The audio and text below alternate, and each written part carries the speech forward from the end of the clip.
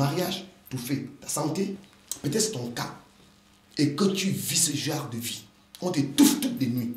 Je viens déstabiliser cette puissance. Je te chasse de ta vie au nom de Jésus. Je renverse cette force satanique diabolique qui parle contre toi. Mesdames, Mesdemoiselles, Messieurs, bonsoir. Pour moi, c'est encore une très grande joie d'être sur ce plateau de Infomédia One. Ce soir, je voudrais apporter un enseignement sur le rêve. Je sais que plusieurs personnes se posent la question à savoir, est-ce que le rêve existe? Est-ce que vraiment Dieu se manifeste-t-il encore dans le rêve? Est-ce que vraiment ce qu'on parle du rêve, c'est vrai? Mais je viens attirer l'attention de quelqu'un ce soir pour te dire que le rêve existe et que plusieurs personnes ont des problèmes, bien aimé toi qui me regardes en ce moment, par rapport au rêve. C'est la raison pour laquelle je suis venu ce soir pour attirer ton attention. Pour ceux qui ne me connaissent pas, je suis bien le révérend Jean-James Kundu de l'église International Church of Christ, la maison de la prospérité. Nous sommes bien basés à Villejuif, dans le 94 815 Auguste Perret. Et je ne suis pas venu seul, je suis venu avec une de mes filles et qui va me conduire pendant ce moment et que nous allons parler du rêve. Et je voulais l'introduire, et c'est bien à la sœur Vanessa. Sœur Vanessa, que le Seigneur vous bénisse. Merci. Pour moi, c'est une très grande joie d'être avec vous ce soir sur ce plateau et que nous allons entretenir ce grand public qui nous regarde ce soir et dont nous allons parler du rêve. Et je sais que ce soir, vous avez formulé des questions pour me poser. Oui, beaucoup. C'est vrai, des questions. Et je sais que plusieurs personnes aussi qui sont dans leur domicile aujourd'hui se disent que si je pouvais être avec l'homme de Dieu, si je pouvais m'asseoir sur ce plateau-là aussi pour lui poser des questions, parce que je sais que plusieurs personnes ont ce qui m'appellent tous les jours en journée, me parlant, révérend, j'ai eu tel rêve, j'ai eu tel rêve. Et je voudrais déjà saluer tous ceux qui me regardent depuis l'Australie, depuis la France, depuis le Cameroun, depuis le Gabon, depuis le Congo, depuis l'Angleterre, et particulièrement à mon épouse, la prophétesse Emen Kundu, et à mes deux enfants, Chrisani et Jephté, qui sont en train de me regarder en ce moment. Que Dieu vous bénisse. Et bien sûr, à toute l'église ICC de Paris et de Londres aussi, que Dieu vous bénisse. Alors, Vanessa, je suis à vous. Alors, allez-y, je vous écoute. Oui, bonsoir, révérend. Merci. Je me pose beaucoup de questions par rapport au livre que vous avez écrit sur le rêve. Oui. Pourquoi avez-vous choisi ce thème? Le rêve. Le rêve. C'est vrai, c'est une question que plusieurs personnes m'ont posée. Révérend, pourquoi avez-vous choisi le rêve et ses machinations? En fait, comme je l'ai dit, j'étais en train de prier un jour, je priais, et pendant que je priais, Dieu m'a fait voir quelque chose. Dieu m'a parlé de deux dates. Et lorsque Dieu m'avait parlé de deux dates, il m'avait parlé de la date de 1863 et la date de 1963. Alors, les deux dates 1863 et 1963 dont Dieu m'avait révélé. Et lorsque j'ai regardé dans la Bible, je n'ai pas pu trouver l'explication. Je me suis jeté sur le net.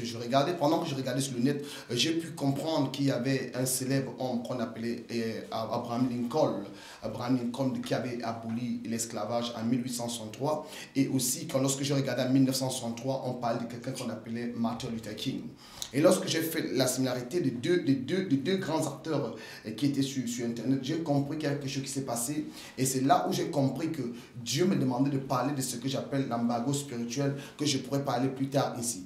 Mais alors, j'étais en train de prier toujours. Et là où Dieu me révèle que la vie d'un enfant de Dieu, en fait, se résume à une chose. C'est que beaucoup d'enfants de Dieu ont reçu la bénédiction, mais ces bénédictions sont retenues dans le monde spirituel. Et Dieu me parle de ça. Et pendant que je me suis mis à écrire, parce que si vous lisez ce livre, vous allez comprendre que je commence ce livre commence en fait sur l'embargo spirituel. Et quand j'avais fini de parler de l'embargo spirituel, c'est là où Dieu a commencé à me révéler les choses dans le rêve. C'est là où moi je me suis posé la question comme Seigneur, lorsque tu me parles du rêve, qu'est-ce que le rêve en fait?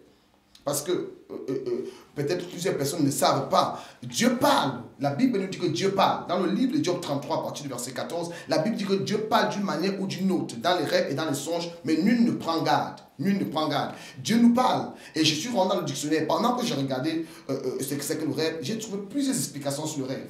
Mais en fait, il n'y avait aucune explication qui pouvait me satisfaire. C'est ainsi que j'ai trouvé j'ai trouvé la première explication dont on me parlait dans le rêve. En fait, c'était quoi? On me dit le rêve est l'assemblage et les images, hein, et les idées qui défilent dans notre subconscient lorsque nous sommes couchés en train de dormir. Et je regardais, je tâtais de fouiller, j'ai vu, il y avait un écrivain, un sinologue français qui était en Chine à un moment donné du XVIIIe siècle, qui disait que le rêve est la présentation aux yeux de l'esprit des objets qui occupent notre pensée. Et j'ai compris en fait que le rêve était important. Mais lorsque je suis rentré dans la parole de Dieu, c'est là où j'étais satisfait. J'ai compris que le rêve en fait était les images, des idées que nous recevons dans la journée et qui peuvent aussi maintenant se réveiller lorsque nous dormons. Alors, lorsque j'ai regardé le livre de Job, et j'ai compris que Dieu parlait dans le rêve, mais j'ai discuté avec les psychanalystes, j'ai compris que les psychanalystes ne croyaient pas que Dieu peut nous parler dans le rêve. Mais la Bible nous dit que Dieu parle. Et à partir de ceci, j'ai compris qu'il existait 3 types de rêves. La première catégorie était ce que nous appelons la continuité des activités de la journée. Qu'est-ce que la continuité des activités de la journée? C'est ce que j'appelle les images et les idées qui défilent notre subconscient lorsque nous sommes couchés. Parce que l'être humain doit comprendre ceci. La pensée de l'homme a 3 compartiments. Il y a d'abord la conscience, le subconscient et l'inconscience. Lorsque nous sommes debout en train dans la journée, c'est notre conscience qui est éveillée. Et lorsque nous sommes couchés en train de dormir, nous sommes à l'état inconscient, mais le subconscient est en fait en train de s'évaporer. Parce que le subconscient, c'est la seule partie que l'homme ne contrôle pas. Et c'est la partie que pendant que tu es debout, le subconscient peut enregistrer certaines images ou certaines idées que toi, tu ne peux pas contrôler. Et lorsque tu es maintenant couché, le subconscient maintenant commence à s'évaporer. C'est-à-dire que ces idées sortent et ces images s'envolent. Et lorsque ces images sortent et s'envolent, alors c'est en ce moment qu'on parle du rêve. C'est ce genre de rêve que les psychanalystes connaissent, qu'ils appellent la continuité des activités de la journée. C'est-à-dire que tu peux te retrouver au travail, tu travaillais aujourd'hui, tu étais au bureau, tu recevais des coups de fil, tu fais des lettres. Alors maintenant, lorsque tu vas dormir, tu te retrouves encore en train de faire le même travail. C'est ce qu'on appelle la continuité des activités de la journée. En fait, qui sont des idées et des images qui définissent notre subconscient pendant qu'on est couché. Alors, ça c'est la première catégorie. Vous pouvez voir certaines personnes qui sont allées au restaurant le soir, qui ont beaucoup mangé, et lorsqu'ils vont se coucher dans la nuit, ils rêvent encore qu'ils sont en train de manger. C'est normal, parce que tu manges au restaurant le soir. Et c'est aussi la même chose pour des sœurs, des frères qui sont à l'église, qui voient une sœur passer, ils commencent à convoiter. Ou voient un frère passer, ils commencent à convoiter. Et lorsqu'elle va dormir, elle va dire que, oh pasteur, j'ai rêvé la nuit, tu vois pasteur, la fille là, c'est ma fiancée. Il dit non, non, non, non. Et ce genre de rêve, ce n'est pas des rêves qu'on croit à ça, parce que le mariage n'est pas dans le rêve. Alléluia. Le mariage n'est pas dans le rêve. Donc, pas voir une sœur qui passe, parce que tu as tellement convoité la sœur, c'est resté dans ton subconscient. Et lorsque tu vas dormir maintenant, ça revient. Ce n'est pas Dieu qui t'a parlé. En fait, ton subconscient qui n'a que reflété ce que tu as conçu. Il y a plusieurs mariages qui se passent dans les églises. Et puis demain, on a la séparation entre nous, entre les chrétiens. On dit, mais pourquoi alors que Dieu, ce n'est pas Dieu? Dieu n'était pas là. Alléluia. C'est la raison pour laquelle je me dis aux gens ceci, qu'en ce qui concerne le mariage, je préfère que 2-3 personnes attestent. Alors, la deuxième catégorie maintenant, c'est celle-ci que Dieu nous parle. Job 33, verset 14 dit, Dieu parle d'une manière ou d'une autre dans les rêves et dans les songes. La troisième catégorie, c'est celle que nous allons parler un peu ce soir, c'est celle dont le diable, c'est celui dont le diable se lève pour t'attaquer. Parce que le diable ne fait que la photocopie de Dieu. C'est ce que les chrétiens doivent comprendre. Le diable n'a rien créé. Le diable n'a rien créé, mais lui, il essaie de faire parce qu'il sait que Dieu nous parle dans le rêve. Et lui, maintenant, il vient aussi nous attaquer dans le rêve. C'est ça le problème. Il sait que Dieu nous parle. Et lui, maintenant, comme il a ses agents, qui sont ses agents? Il y a les sorciers. Un sorcier, qu'est-ce que la sorcellerie en fait? La sorcellerie, c'est un esprit qui se développe dans le rêve. Quand on dit qu'il y a les sorciers qui sortent, les sorciers, c'est dans le rêve qu'ils sortent de leur corps et vont. Quand on parle du voyage astral, c'est dans le rêve, c'est comme le rêve, ils sortent et ils sont dans ton rêve, ils commencent à manipuler. Voilà maintenant que plusieurs chrétiens souffrent. Pourquoi? Parce qu'ils ne connaissent pas les manœuvres de l'ennemi. C'est pour ça que ce soir, je voudrais que nous parlons du rêve. Donc j'ai essayé d'expliquer j'ai donné quelques explications concernant le rêve pour qu'on essaye d'avancer doucement. J'ai parlé de 3 catégories. La première catégorie, donc, lorsque nous dormons dans la nuit et que dans la journée, on fait des choses, ça revient dans notre conscience. Et la deuxième catégorie, quand Dieu nous parle, Dieu a parlé. On a vu des gens comme Joseph dont Dieu a parlé, Joseph et ses frères. Dieu lui a montré des choses et ça s'est accompli. On a vu par exemple Joseph, le père de Jésus, par exemple, que Dieu lui a dit que prends le petit Jésus, amène en Égypte, car cet homme qui est là, Hérode veut le tuer. On a vu Dieu qui a parlé à Jacob, par exemple. Jacob, Dieu a révélé les choses à Jacob. Donc Dieu parle dans les rêves, dans les songes. Moi, je vous dis la vérité. J'ai par exemple mon épouse, la prophétesse aimée, régulièrement, je peux prier par rapport à quelque chose. Je prie par rapport à quelque chose, je ne dis rien. Mais alors, le matin, quand elle se réveille, elle me dit, chérie, écoute, voilà ce que j'ai rêvé. Et quand elle me dit ça, je n'ai même pas dit de quoi j'ai prié. Quand elle me dit, je comprends que, en fait, Dieu parfois répond à mes requêtes de prière à travers elle. Elle m'appelle tout le matin, elle dit, voilà ce que j'ai rêvé, Dieu m'a montré ceci, fais attention à ceci. Et je sais que ce qu'elle dit, c'est vrai. Donc, il y a des gens que Dieu peut te parler à travers un livre comme celui-ci. Dieu peut te parler à travers la Bible. Dieu peut te parler à travers ton pasteur qui prêche, tu écoutes. Dieu peut te parler à travers même ta maman. Peut t'appeler, te dire une chose, mais c'est Dieu à travers elle qui peut parler. Dieu peut te parler à travers un ami. Dieu parle, la Bible dit qu'il parle d'une manière ou d'une autre. Ça veut dire qu'il parle par toutes les manières. Et il peut aussi te parler mais à travers le rêve. Le diable maintenant, sachant ça, qu'est-ce qu'il fait? Le diable, à son tour, passe son temps à chercher aussi à parler. En fait, il ne vient pas parler, il cherche à nous embrouiller dans nos rêves. C'est pour ça que vous allez voir plusieurs personnes qui se retrouvent par exemple, parce que le diable ne fait que le contraire de Dieu. Dieu vient d'annoncer la bonne nouvelle dans nos rêves, mais le diable vient d'annoncer la mauvaise nouvelle.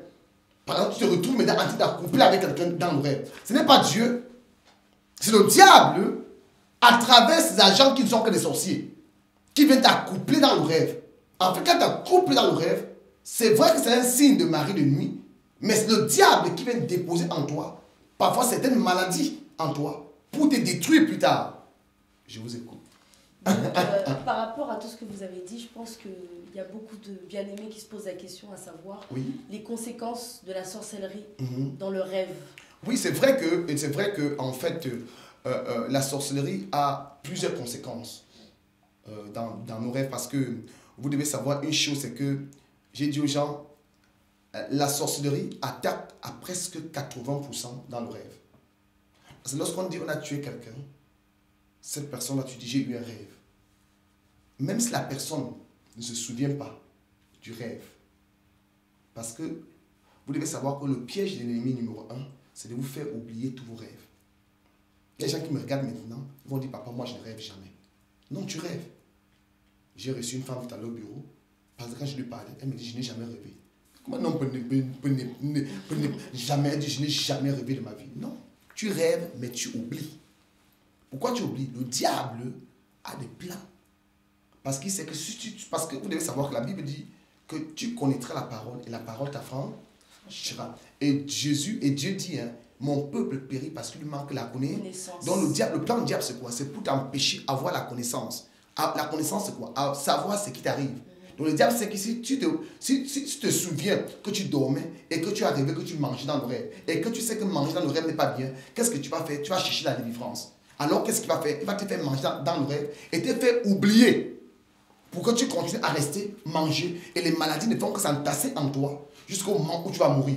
C'est pour cela que, bien aimé, vous qui me regardez maintenant, et qu'un jour, tu te dis, mais je dors, je ne rêve pas. Cherche une église vivante où on prie Dieu en esprit, en vérité. Demande à l'homme de Dieu de prier pour toi afin que tu commences à te souvenir de tes rêves. Parce que la Bible dit que Dieu parle. Il parle dans nos rêves, dans les songes. Nous devons savoir que Dieu nous parle. Donc Dieu peut te parler dans ton rêve. C'est la raison pour laquelle, bien aimé, tu dois chercher à savoir ce que Dieu te dit dans le rêve. La servante a posé la question tout à l'heure, quelles sont les conséquences? Quelles sont les conséquences de la sorcellerie dans nos rêves? Alors, la sorcellerie, c'est le diable. Le diable, je vais te prendre un exemple de ce livre que j'ai écrit sur le rêve, qui est d'ailleurs un très bon livre dont je vais te recommander de l'acheter. On va te mettre le numéro sur le petit écran. Je crois que tu pourras le trouver ici à Infomedia One. J'ai mis par exemple ici au chapitre 2e, par exemple à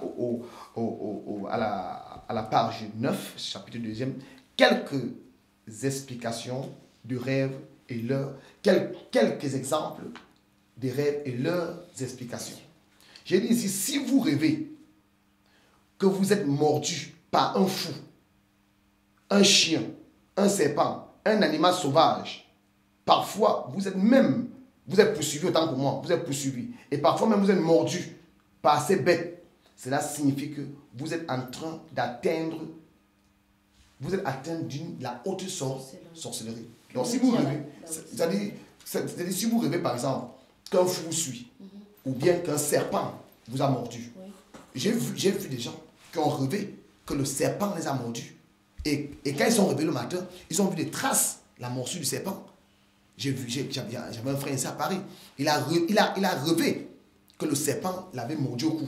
Quand il s'est réveillé le matin, son cou avait gonflé. C'est-à-dire qu'il y a des gens qui rêvent qu'ils ont été, soit il y a une incision sur eux. Et quand ils se réveillent, ils trouvent effectivement qu'il y a l'incision. Une femme est passée au bureau, elle me dit, papa, regarde mon dos. Tout son dos, c'est comme si on avait passé une lame sur son dos. Dans le rêve qu'elle a eu ça. Mais qu'est-ce qui se passe en fait? C'est la sorcellerie qui vient t'attaquer. Donc quand tu rêves comme ça, qu'un serpent t'a mordu, qu'est-ce qu'ils font? Il y a deux trucs qu'ils veulent faire sur toi. Ils veulent prendre ton sang pour faire une alliance de sang avec toi. Et de deux, ils veulent aussi maintenant, qu'est-ce qu'ils veulent faire? Ils veulent déposer en toi certaines maladies. Vous entendez des gens qui ont des kystes, des fibromes, des myomes. Vous voyez des personnes qui ont des maladies. Une personne qui te dit elle a un fibrome, on opère. Demain va encore à l'hôpital, on opère encore. Après demain, on opère encore. Qu'est-ce que c'est? Ce n'est pas un fibrome normal. Un fibrome, tu peux avoir 20, 30 fibromes, on va tous les kystes, les myomes partout. Non, Dieu ne nous a pas créé de ça. Mais c'est quoi le diable, à travers les nourritures que tu as mangées, à travers les incisions qu'on a fait sur toi, ils ont déposé cette maladie et tu deviens en fait pour eux comme un cobaye. Vous voyez, ils font des essais de maladies en toi. Et lorsqu'ils le font, ils sont en train de déposer des maladies en toi pour te détruire. Voilà l'une des conséquences. Je vais encore parler ici, là. On dit, si tu peux lire ça, le deuxième. Qu'est-ce qu'on dit au deuxième? Si vous rêvez que vous êtes oppressé ou en train d'être étranglé dans votre sommeil, parfois vous vous débattez pour vous réveiller. En vain. Cela est signe que les sorciers sont en train d'anéantir et de paralyser vos efforts dans tous les aspects de votre vie. De votre vie. Il y a des gens qui rêvent la nuit, qui sont couchés comme ça sur leur lit, et à un moment donné, c'est comme si quelqu'un vient les atteindre au cou. Oh, Jésus. Il n'arrive même pas à prononcer Jésus. Et parfois, je les réveille, la sueur coule. En fait, l'ennemi est en train d'étouffer tout ce que tu fais. Et ça, c'est la sorcellerie. Et il a étouffé ton mariage, étouffé ta santé, étouffé tes démarches, étouffe tout ce que tu peux faire, tes finances, étouffe. Et plus tard, ces gens de personnes meurent même physiquement. Parce qu'après t'avoir étouffé, ils vont se rassurer qu'ils vont t'étouffer physiquement. Avant de continuer, Dieu me demande de prier pour quelqu'un qui me regarde en ce moment.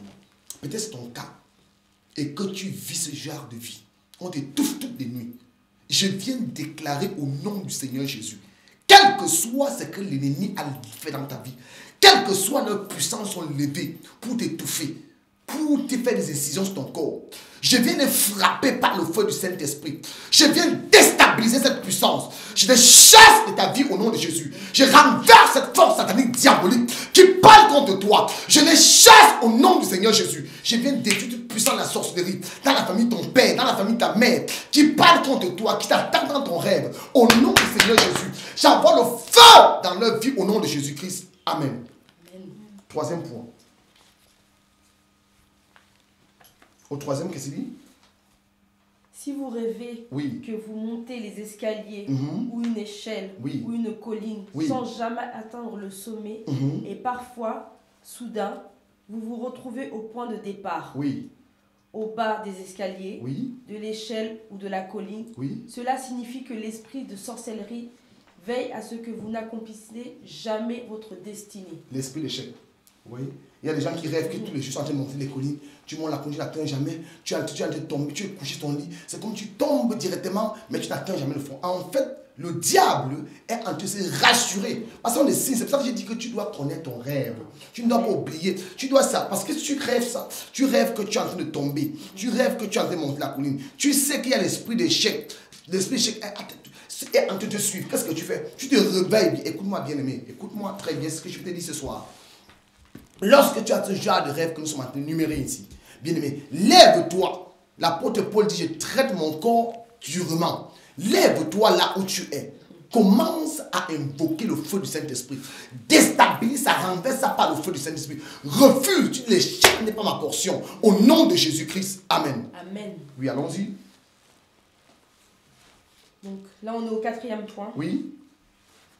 Si vous rêvez que vous vous trouvez dans votre ancienne école primaire ou collège, et que vous êtes en tenue scolaire, dans une salle de classe, dans un dortoir de votre ancien internat, cela signifie que l'esprit de sorcellerie veut vous réduire à une vie de dépendance. Oui, c'est ça en fait. Quand il y a certains rêves qui se retrouvent à l'internat, alors qu'ils ont quitté l'école depuis. Tu ne vas plus à l'école, mais tu te retrouves en internat à l'école. Tu te retrouves parfois en train de composer un examen. Quand tu rêves que tu es en train de composer un examen, en fait, la signification ici me dit c'est un esprit de rétrograde. L'ennemi te ramène en arrière. Il ramène tes choses en arrière. L'ennemi ramène tes affaires en arrière. Tout ce que tu fais rentre en arrière. Ça veut dire que si tu avais commencé une relation avec quelqu'un, tu vas voir que cette relation va se briser. Vous êtes parti jusqu'à la doute, ça rentre encore en arrière, ça finit et tu recommences à voir quelqu'un d'autre. C'est ta vie tournée comme ça. Ta vie ne fait que tourner à gauche et à droite. C'est ça en fait. Tu rêves que tu es en tenue scolaire et que tu es dans ton internat. En fait, ceci c'est-à-dire que l'ennemi, qu'est-ce qu'il se rassure que tu dépends de tes parents. Il y a des gens comme ça. Ils sont même ici en héros, mais dépendent de leurs parents. Quand ils dépendent, ça ne veut pas dire que tes parents sont établis. Non. Ça veut dire que même dans ton foyer, c'est ta mère qui gère ton foyer. Il y a des gens comme ça. C'est son père qui gère son foyer. C'est son frère qui gère son foyer. C'est même son enfant qui est dans la maison. Et son enfant qui est dans la maison qui gère le foyer. Ça veut dire que tu es marié avec quelqu'un, il a un enfant, peut-être avant le mariage, mais ça veut dire que c'est l'enfant là qui dit au papa qu'on fait ceci aujourd'hui, on fait cela. Ça dit pourquoi? Parce que l'ennemi passe par cet enfant pour t'attaquer. Je voudrais que nous allons un peu à la page 11. À la page 11 parce qu'on a percé le temps. À la page 11, on dit si vous vous retrouvez. Oui. Si vous vous retrouvez dans le rêve, en train de vagabonder en pleine forêt, cela signifie que l'esprit de sorcellerie a déjà planifié que tout ce que vous entreprendrez dans la vie échouera toujours. En d'autres termes, c'est un esprit du non accompli seulement. Donc tu rêves, parce qu'il y a des gens qui rêvent souvent qui se retrouvent en train de vagabonder, ils sont là dans la rue, ils sont quelque part dans un carrefour, ou ils sont dans une brousse, ceux qui sont tellement en Afrique, surtout en brousse. Alors, bien aimé, cela signifie que l'ennemi se rassure que tout ce que tu vas faire, ça sera la confusion. Il y a ceux qui me regardent, sont même ici en Europe, mais tous tes rêves, c'est que tu es en Afrique. Quand tu t'as dit que tu dors, c'est-à-dire depuis que tu es ici en Europe, tous tes rêves, c'est que tu es en Afrique. Cela veut dire quoi? Cela veut dire que ta destinée est en Afrique. Ta destinée n'est pas ici. C'est-à-dire que tout ce que tu fais ici, c'est la personne ici. Parce que l'homme, le révérend Jean James n'est pas cette personne qui est habillée en bleu. Non, le révérend Jean James, c'est qui? C'est ce qui sort de sa bouche. L'homme, c'est sa parole. Alors, et sa destinée est arrêtée et en captivité où? En forêt, dans ton village. Plusieurs personnes. C'est pour cela que, bien aimé, il y a des gens, vous allez voir ce genre de personnes qui ont ce genre de rêves. Qu'est-ce qui se passe dans leur vie? Leur vie n'a pas de différence avec ceux qui sont dans leur pays. Malgré qu'ils sont en Europe, le froid les frappe ici. Ils sortent le matin, vont au travail, ils rentrent le soir, ils mangent le McDonald's. Là-bas au pays, peut-être ils mangent sinon le poulet. Mais vous, c'est la même chose. Il n'y a pas de différence. Quand on regarde physiquement, on voit même que ceux qui sont au pays sont mieux que toi. Tu sais pourquoi? Parce que ta destinée est prise en otage au village. Mais je viens de dire à quelqu'un bien-aimé, la Bible déclare qu'il y avait l'anneau qui était attaché. Et lorsque l'anneau était attaché, Jésus a dit, allez me détacher l'anneau. Je suis venu dire à quelqu'un ce soir, qui écoute le son de ma voix, que le moment est arrivé pour qu'on te détache. Là où ils t'ont attaché, là où ils t'ont lié, là où ils t'ont fermé, quel que soit l'endroit, toi qui écoutes le son de ma voix ce soir, je viens de déclarer dans ta vie, le moment est arrivé qu'ils vont te libérer. C'est le moment qui est arrivé. Et je veux prier pour quelqu'un. Nous sommes bientôt à la fin. Je vais prier pour une femme, pour un homme qui souffre tellement de rêves, qui ne sait plus quoi faire, qui se pose des questions. Il y a des gens, c'est vent de Dieu, il y a des gens qui ne dorment pas toutes les nuits. J'ai croisé une femme. Elle me dit, papa, je ne peux pas dormir. La nuit, quand je dors avec mon mari, c'est comme si un serpent entre mon mari et moi. Quand je touche comme ça, c'est glacé. Qu'est-ce qui se passe? J'ai rencontré une femme qui m'a dit, papa, je dormais. J'ai vu un serpent venir entrer dans ma partie intime. Quand je me suis réveillé le matin, j'avais le sang partout dans ma partie intime. Qu'est-ce qui se passe? C'est des choses vraies. Mais il y a des gens qui ne croient pas en ça. Il faut que ça t'arrive pour que tu puisses croire. Mais je viens de dire à quelqu'un, mais qu'il y a un Jésus, alléluia, qu'il y a un Dieu, on l'appelle Jehovah Rapha, c'est le Dieu qui guérit toute maladie, qui guérit tout problème. Toi qui as les kystes, toi qui as les fibromes, toi qui as les myomes, toi qui as l'insuffisance rénale, on a dit qu'on n'a pas de solution pour toi. Mais je vais te dire, toi qui écoutes le son de ma voix ce soir, qu'il y a encore une solution pour toi, que Jehovah Rapha peut encore te délivrer. C'est la raison pour laquelle je viens prier pour quelqu'un qui écoute le son de ma voix ce soir, que au nom du Seigneur Jésus, quel que soit ce qu'ils ont fait, quel que soit ce qu'ils ont dit dans ton rêve, ils sont venus coucher avec toi, ils sont venus t'inciser, ils sont venus t'injecter, ils sont venus te faire manger de nourriture. Je viens te dire ce soir, toi qui écoutes le son de ma voix, Likamasu Yamakanta, je viens déclarer maintenant, quelle que soit leur puissance, quelle que soit leur autorité, je viens renverser leur puissance dans ta vie maintenant. Là où ils ont pris des sangs, les prises de sang, les banques de sang nocturnes, les banques de sang du monde des ténèbres, je viens briser par le feu du Saint-Esprit. Je retire ton sang, je verse, je déclare que le sang de Jésus prenne cette place au nom de Jésus-Christ pour détruire tout ce qu'ils ont fait dans ta vie. Je détruis cela maintenant par le feu du Saint-Esprit au nom de Jésus-Christ. Toi qui as les kystes, toi qui as les fibromes, on a planifié les opérations. Je viens te dire, Jehovah Rapha est le Dieu qui guérit. Je viens déclarer la guérison dans ta vie maintenant. Likamasuku yakamahandala, beseke yakamahanda, lebosoko makanta. Je renverse cette puissance. Je déstabilise ce qu'ils ont dit.